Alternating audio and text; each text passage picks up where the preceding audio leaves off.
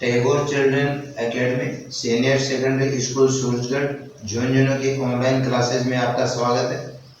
आज इस वीडियो के माध्यम से एक्सरसाइज 10 जिसका नाम बिंदु पथ है उसका अध्ययन करेंगे। तो सबसे पहले देखिए, इस वीडियो के माध्यम से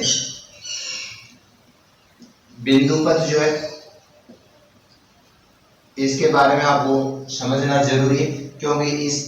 एक्सरसाइज का जो नाम है वह बिंदु पथ दिया गया है। तो सबसे पहला बिंदु अपना बिंदु पथ है। तो बिंदु पथ होता क्या है? तो यहाँ पर बिंदु पथ जो है इसकी जो परिभाषा ये है कि बिंदु पथ जो है वो बिंदुओं का एक विशिष्ट समुच्चय होता है जो कि दिए गए प्रतिबंध जो होते हैं, दिए गए जो शर्तें होती हैं उनको वो संतुष्ट करता है, तो वह बिंदु पथ कहलाता है। एन क्या है बिंदु पथ? बिंदु पथ है वो बिंदुओं का एक विशिष्ट समुच्चय होता है, जो कुछ उदाहरण द्वारा उसको अभी सरल रूप से सीखने की कोशिश करेंगे। और वह क्या है कि वो जो समुच्चय होता है वो जो भी दिए गए प्रतिबंध हैं, नियम है, शर्तें हैं, उनको वो संतुष्ट करता है, तो वह बिंदु पथ कहलाता है। जैसे देखिए, ये कोई बिंदु है, जैसे ओ बिंदु है। अब इस ओ बिंदु के चारों ओर समान दूरी पर यानी बराबर बराबर दूरी पर ये कोई बिंदु है।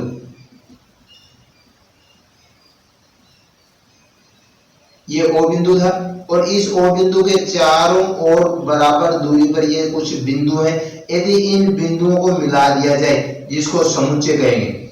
इनको मिला दिया जाए यानी बिंदुओं का समुच्चय, और उस स्थिति में प्रत्येक, देखिए यहाँ पर सारे के सारे जो नियम है उनका अर्थ ये हुआ कि हर बिंदु जो है वो समान दूरी पर है। जैसे मान लो ये बिंदु को P है, वह R दूरी पर, जिसको R त्रिज्या भी कह सकता है। दूसरा बिंदु होगा उसकी भी दूरी R होगी, अगला बिंदु होगा उसकी भी, यानी प्रत्येक बिंदु R दूरी पर स्थित है। तो यहाँ पर इस बिंदु O से चारों ओर समान दूरी पर यानी R दूरी पर जो बिंदु है, इन बिंदुओं का जो समुच्चय है वह एक वर्ग कहलाता है। तो यहाँ पर क्या है, देखिए कि किसी बिंदु के चारों ओर, जो बोर्ड एग्जाम में इस तरह के क्वेश्चन पूछे जा रहे हैं, जो एक नंबर का एक मार्क का होता है, तो यहाँ पर इस तरह की बातें होती है कि किसी बिंदु के चारों ओर समान दूरी पर स्थित बिंदुओं का जो बिंदु पथ है वह एक वर्ग कहलाता है। तो यहाँ पर क्या था कि बिंदु जो है और इसे कोई P बिंदु है, कोई और अगला बिंदु होगा, और कोई अगला बिंदु होगा, तो सारे सारे जो बिंदु है वो एक निश्चित दूरी पर यानी R दूरी पर स्थित है। और इन बिंदुओं का जो समुच्चय है, ये समुच्चय, ये सारा का सारा समुच्चय जो है वह कहलाता है एक वर्ग। इसी प्रकार से यदि आपको दो समांतर रेखाएं दे दी गई हैं, जैसे देखिए एक रेखा जिसका नाम PQ कहें, दूसरी रेखा जो है इसको RS कहें, और ये दोनों की दोनों जो रेखाएं हैं वे रेखाएं समांतर रेखाएं। और यहाँ पर पूछा गया कि इन रेखाओं यानी PQ और RS से समान दूरी पर रहने वाले जो बिंदु हैं उनका बताओ बिंदु पथ क्या होगा। तो सबसे पहले तो देखिए, ये PQ और RS दोनों समांतर रेखाएं, तो इनसे समान दूरी पर जो बिंदु होगा, जो भी बिंदु होंगे वो बिंदु क्या होंगे, इन दोनों रेखाओं के मध्य स्थित होंगे। जैसे मान लीजिए कि आपने यहाँ कोई बिंदु ले लिया, तो ये इस रेखा PQ और इस RS से समान दूरी पर नहीं हो सकता। यदि आपने यहाँ कोई बिंदु ले लिया तो वह PQ और RS से समान दूरी पर नहीं हो सकता। तो इसका अर्थ हुआ कि दोनों रेखाएं यदि समांतर हैं, तो इन दोनों समांतर रेखाओं से समान दूरी पर जो बिंदु होंगे वे बिंदु जो होंगे वो उन दोनों रेखाओं के मध्य स्थित होंगे। जैसे मान लीजिए इन दोनों रेखाओं के मध्य ये कोई बिंदु A है जो कि PQ और RS से बराबर दूरी पर है। इसी प्रकार से कोई बिंदु मान लीजिए B है जो PQ और RS से समान दूरी पर है। ये मान लो कोई बिंदु C है जो PQ और RS से समान दूरी पर है। ये कोई D बिंदु है जो PQ और RS से समान दूरी पर है। अब यहाँ पर इन बिंदुओं का जो बिंदु पथ है, देखिए बिंदु पथ का अर्थ होगा कि इनको मिला दिया जाए, मिलाने वाला जो रेखाखंड है। और अब देखिए ये जो रेखा जो है जो PQ और RS के मध्य स्थित है, ये बिंदु ABCD जो है वो PQ और RS से समान दूरी पर समदूर स्थित है। तो इनको मिलाने, इन बिंदुओं को मिलाने वाले बिंदुओं का जो बिंदु पथ है, जैसे इन बिंदुओं को मिला दिया गया ABCD को, तो ये जो रेखा जो है ये होगी PQ और RS का बिंदु पथ। तो यहाँ पर क्या है, देखिए PQ और RS से दो समांतर रेखा, लेकिन यहाँ पर PQ और RS आपको नाम दे देंगे, लेकिन फिर भी आपको इस तरह से क्वेश्चन की बात करें तो यहाँ होता है कि यदि दो समांतर रेखाएं दी हुई आपको, तो उन दोनों रेखाओं से समान दूरी पर रहने वाले बिंदुओं का बिंदुपथ क्या होगा। तो यहाँ पर उस बिंदुपथ जो ये होगा कि उन दोनों रेखाओं के मध्य सरल रेखा जो PQ व RS के समांतर होगी वह उन दोनों समांतर रेखाओं का बिंदुपथ कहलाता है। तो यहाँ ये था कि यदि किसी बिंदु के चारों ओर समान दूरी पर स्थित बिंदु हो तो उन बिंदुओं का बिंदुपथ जो है वो एक वर्ग कहलाता है। यहाँ पर ये दोनों रेखाएं PQ और RS जो है वे समांतर रेखाएं, तो इन दोनों समांतर रेखाओं से समान दूरी पर रहने वाले जो बिंदु होंगे वो बिंदु इन रेखाओं के मध्य स्थित होंगे, और इन बिंदुओं का जो बिंदुपथ है इनको मिलाने वाला जो रेखाखंड है जिसको अपन रेखा कहेंगे वह PQ और RS के समांतर होगी। तो इसका हल हुआ कि यदि दो समांतर रेखाएं आपको दी हुई हैं और उन दोनों रेखाओं से समान दूरी पर स्थित बिंदुओं का बिंदुपथ आपसे पूछा गया तो ये होगा इसका हल कि इन दोनों रेखाओं के समांतर रेखा और उन दोनों रेखाओं के मध्य स्थित हो, वह उसका क्या कहलाएगी, बिंदुपथ। इसी क्रम में देखिए यदि आपको दो बिंदु दिए गए, जैसे एक बिंदु ये है, दूसरा बिंदु मान लीजिए ये B है। अब आपसे यहाँ क्या कहा गया, क्या पूछा गया कि इन दोनों बिंदुओं से समदूरस्थ बिंदुओं का जो बिंदुपथ है वह क्या होगा। दो बिंदु है और उन दो दिए हुए बिंदुओं से समदूरस्थ जो बिंदु होगा यानी समान दूरी पर बिंदु होगा उनका बिंदुपथ क्या होगा। तो इसको देखिए हल करने का जो तरीका, जैसे AB दो बिंदु हैं A व B, इनको मिलाने वाला रेखाखंड है, मान लेते हैं इसका मध्य बिंदु जो है वह P। अब आपसे पूछा गया कि ये जो AB जो दोनों बिंदु है इन बिंदुओं से समान दूरी पर कोई बिंदु होगा, वह जो बिंदु होगा वो कहाँ स्थित होगा यानी उसका बिंदुपथ क्या होगा। तो यहाँ पर देखिए P बिंदु जो है वह AP व PB का मध्य बिंदु है, और मान लेते हैं कि Q बिंदु जो है वह इस A और B से समदूरस्थ है, यानी कहने का अर्थ हो गया कि AQ दूरी जो है और ये BQ जो दूरी है ये बराबर है, P को Q से मिलाया गया। तो यहाँ पर इसका जो समस्या जो है इसकी भाषा है वो ये है कि दो बिंदु है, उन दोनों बिंदुओं से समदूरस्थ जो बिंदु होगा उनका बिंदुपथ क्या होगा। तो इसको हल करने के लिए मान लिया कि P है वह AB का मध्य बिंदु है, तो यहाँ पर AP और PB दोनों बराबर है। फिर माना कि Q बिंदु जो है वह इस A और B से समदूरस्थ यानी समान दूरी पर स्थित है, इसका अर्थ होगा कि AQ और BQ दोनों दूरियां बराबर है, P को Q से मिलाया गया। तो यानी कि आपके पास में दो त्रिभुज बने हैं, त्रिभुज एक त्रिभुज बन गया APQ और दूसरा जो त्रिभुज है वह बन गया त्रिभुज BPQ। तो यहाँ पर क्या है कि इन दोनों त्रिभुजों को यानी उस बिंदुपथ को ज्ञात करने के लिए दोनों त्रिभुजों को सर्वांश सिद्ध करेंगे। तो यहाँ देखिए AP जो है वह PB के बराबर है, और बराबर होने का जो कारण है वो ये है कि P जो है वह AB का मध्य बिंदु है, इस कारण बराबर है। यहाँ देखिए PQ जो है वह उभयनिष्ठ है, PQ बराबर PQ जिसको उभयनिष्ठ कहेंगे। उस उभयनिष्ठ का अर्थ है कि PQ जो है ये दोनों त्रिभुजों में कॉमन आ रही है, इस त्रिभुज में भी इस त्रिभुज में दोनों में उभयनिष्ठ हो जाए। और इसी प्रकार से AQ जो है बराबर BQ जिसको आपने अभी माना था कि Q बिंदु जो है वह A और B से समदूरस्थ है, यानी Q A व B से समान दूरी पर समदूरस्थ है, समान दूरी पर। और इस कारण यहाँ देखिए इस त्रिभुज की जो है आपके पास में तीनों भुजाएं होगी, इस त्रिभुज की तीनों भुजाएं होगी, और इसलिए इसको भुजा नियम से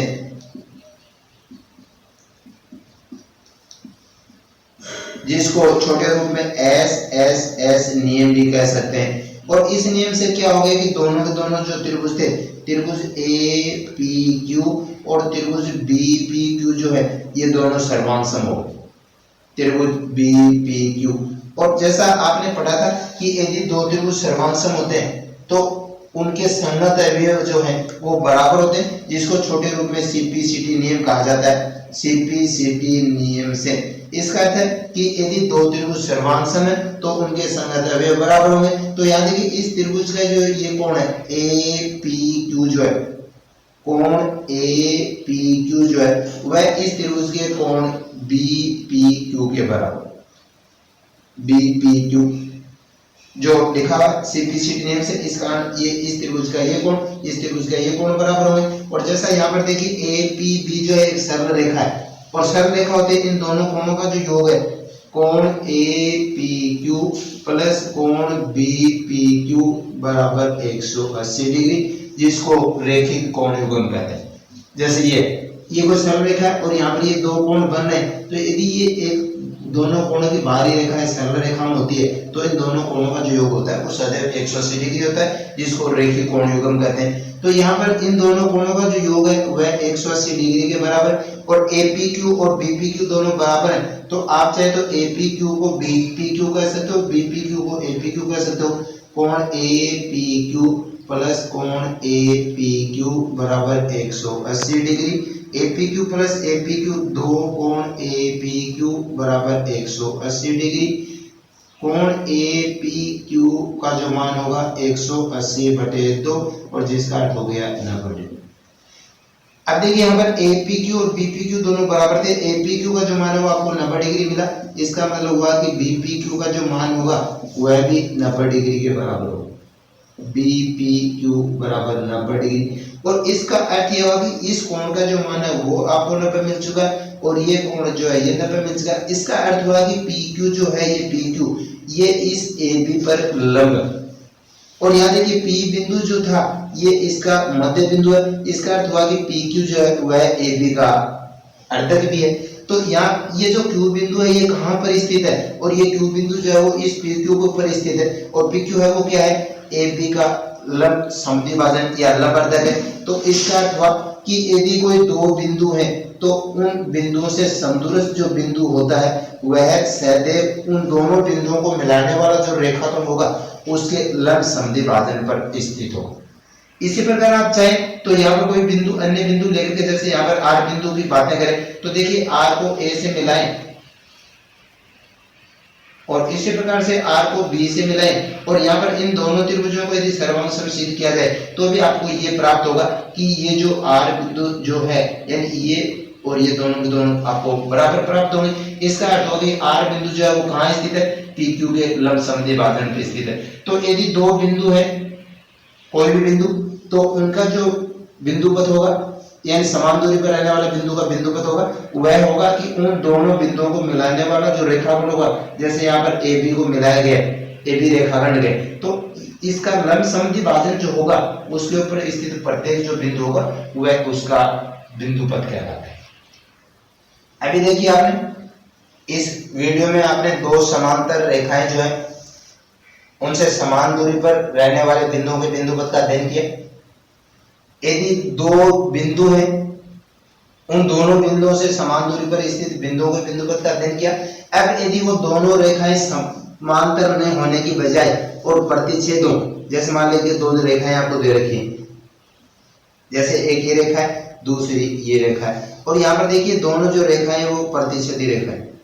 तो अब ये कह रहा है कि इनका बिंदुपथ है वो क्या होगा, तो जैसे मान लें कि दो रेखाएं, एक रेखा जो है इसको कह देंगे PQ है, दूसरी रेखा जो है इसको कह देंगे RS है, और ये दोनों रेखाएं एक दूसरे को ऊपर प्रतिच्छेद करें। तो ये कह रहा है कि इन दोनों प्रतिच्छेदी रेखाएं जो है इनसे समदूरस्थ जो बिंदु होगा, समान दूरी पर स्थित बिंदु होगा, उनका कह रहा है कि बिंदुपथ क्या होगा।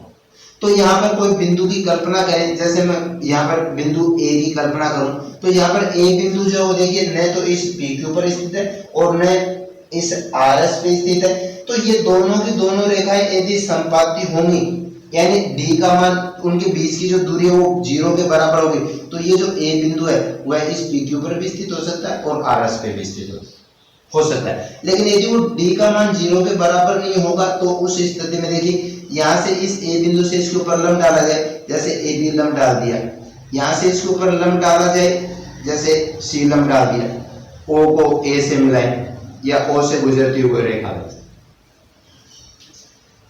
तो यहाँ आपको ये अध्ययन करना है कि ये जो A बिंदु जो है जिसकी आपने कल्पना करी थी कि A बिंदु जो PQ और RS पे नहीं है, तो क्या वो PQ और RS से समान दूरी पे स्थित होगा, तो वो कहाँ पर स्थित होगा। इसके लिए यहाँ पर इन दोनों त्रिभुजों को सर्वांश सिद्ध करें, जैसे त्रिभुज ABO और दूसरा जो त्रिभुज है ACO, इन दोनों को सर्वांश सिद्ध करो। तो देखिए यहाँ पर ये जो यहाँ पर आपने लंब डाला है इसका मतलब कोण ए बी ओ जो है, यहाँ पर आपने इसके ऊपर लंब डाला, कोण ए सी ओ बराबर 90 डिग्री, क्योंकि ये ए पी और ए सी जो है वो इस आर एस और पी क्यू के ऊपर लंब है। इसी प्रकार से जो ओ ए है वो ओबेनिस्ट है, ओ ए बराबर ओ ए ओबेनिस्ट। और तीसरा जो प्रतिबंध है वो देखिए, यहाँ पर आपने अभी कल्पना करी थी कि डी का जो मान यदि 0 के बराबर हो तो ए बिंदु इस पर भी स्थित हो सकता है और इस पर भी स्थित हो सकता है, और जब ए बिंदु इन दोनों पर स्थित होगा तो ये ओ सी और ये ओ बी दूरियां बराबर होंगी, यानी ओ बी बराबर ओ सी। इस वजह से कि ए बिंदु यानी डी बराबर, अभी बात हुई थी कि डी बराबर यदि 0 है इनके बीच की दूरी, तो ए बिंदु जो है वो इस आर एस पे भी स्थित हो या पी क्यू पे भी स्थित हो, और ये होते हैं ये ओ बी और ये ओ सी दूरियां हैं ये बराबर होंगी। और यहाँ पर आपके पास में जो है बातें देखिए, ये 90 डिग्री का कोण है, ये भुजा की बात आप कर चुके हैं, ये भुजा इसके बराबर होगी, तो यहाँ देखिए ये कोण 90 डिग्री का होने का अर्थ हो गया कर्ण, और ये एक भुजा, इसलिए इसको कहते हैं समकोण कर्ण भुजा नियम से, समकोण कर्ण भुजा नियम से, जिसको छोटे रूप में आरएचएस भी कह सकते हैं, आरएचएस नियम से। और ये दोनों त्रिभुज जो थे, त्रिभुज ए बी ओ, त्रिभुज ए बी ओ, और दूसरा जो त्रिभुज था ए सी ओ, ये दोनों त्रिभुज जो है वो हो गए सर्वांगसम। और यदि दो त्रिभुज सर्वांगसम होते हैं तो जिसको छोटे रूप में सीपीसीटी नियम नाम दिया जाए, यानी सर्वांगसम त्रिभुजों के जो संगत अवयव हैं, संगत जो पार्ट होंगे, भुजाएं कोण वो बराबर होंगे। तो यहाँ पर इस त्रिभुज का जो ये कोण है, कोण ए ओ बी बराबर कोण ए ओ सी, यानी ये जो कोण है ये कोण इस कोण की हो गया बराबर। अब देखिए ये दोनों कोण बराबर होने का अर्थ हुआ कि ये जो ओ ए रेखा जो है, ओ ए जो है वह कोण बी ओ सी का समद्विभाजक है, यानी बराबर होने का अर्थ हो गया कि उस कोण को वो समद्विभाजित करते हैं, समद्विभाजक। तो और ये ओ ए जो है वो कोण बी ओ सी का समद्विभाजक होने का अर्थ है। अब देखिए ए जो बिंदु है वो कहाँ स्थित हुआ, बी ओ सी के समद्विभाजन पर, और ये ए बिंदु जो है ये इन दोनों से क्या होगा, समान दूरी पर स्थित होगा। लेकिन कहाँ पर स्थित होगा, कोण यानी दोनों ये पी क्यू और ये आर एस जो दोनों रेखाएं गए, और ये दोनों जिस बिंदु पे प्रतिच्छेद करें और वहां पर उस प्रतिच्छेद बिंदु पे जो कोण बना, देखिए ये कोण बना यहाँ पे, तो इस कोण का जो समद्विभाजक होगा उसके ऊपर वह स्थित होगा। तो इसका हल क्या होगा कि यदि दो रेखाएं प्रतिच्छेदी हैं तो उन प्रतिच्छेदी रेखाओं से समान दूरी पर रहने वाले जो बिंदु है उसका बिंदुपथ क्या होगा, तो उसका बिंदुपथ होगा कि दोनों रेखाएं जो कोण बनाएंगी उस कोण का जो समद्विभाजक होगा, उस समद्विभाजन पर स्थित प्रत्येक जो बिंदु होगा वह कहलाएगा उन प्रतिच्छेदी रेखाओं से समान दूरी पर बिंदुओं का बिंदुपथ। तो आज इस वीडियो के माध्यम से आपने समांतर जो रेखाएं हैं उनसे समान दूरी पर स्थित बिंदुओं को बिंदुपथ का अध्ययन किया। फिर आपने दो बिंदु जो है, कोई दो बिंदु दिए गए उनसे समान दूरी पर स्थित बिंदुओं को बिंदुपथ का अध्ययन किया, और यहाँ पर ये जो रेखाएं थी वो प्रतिच्छेदी रेखाएं थी जिनका समान दूरी पर स्थित बिंदुओं का बिंदुपथ है उसका अध्ययन किया। और इससे संबंधित जो समस्याएं होंगी उनका अगले वीडियो में अध्ययन करेंगे। तो यहाँ पर इसको बेसिक को तैयार करें ताकि आपको एक्सरसाइज को हल करने में दिक्कत